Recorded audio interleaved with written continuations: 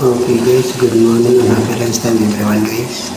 For today's video guys, tayo ay magluluto ng pork adobo guys.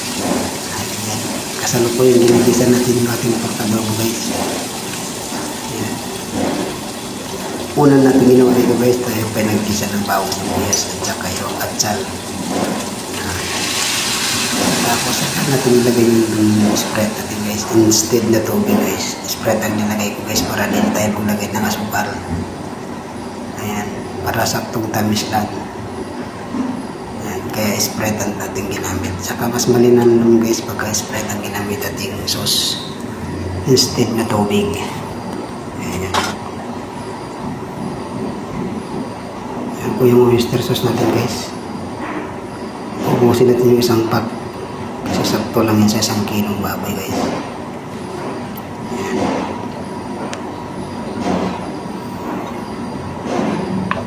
Timplahan natin dyan ng konting magic at bitsin guys para magkalasa ng maganda yung ating pork adobo guys. Yan.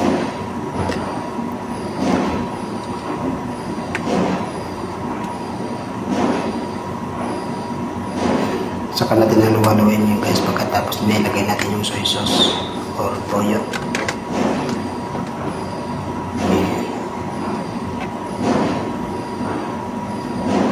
Yung ating toyo guys, kontrolin lang natin guys baka umalat. Ayan.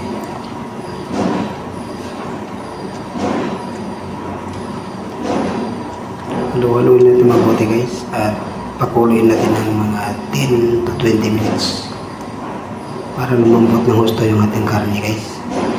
Ayan, mas masarap kasing kainin guys pag malambot. Takpan natin siya guys ng 10 to 20 minutes hanggang sa lumambot yung ating karne at manuot yung lasa yung sauce natin nilagay na Sprite saka yung mga seasoning.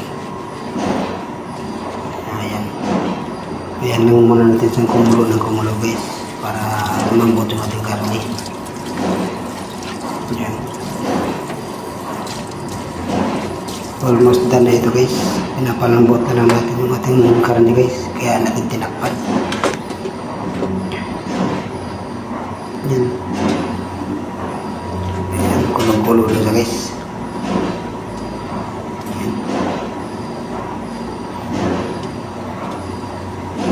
Almost done na ito guys. Yummy na ito guys. Ready to serve na ito guys sa ating hapag-kainan. Pwede na tayong kumuha ng serving plate para ihain sa ating hapag-kainan guys. Ayan, thanks for watching guys. See you in the next video.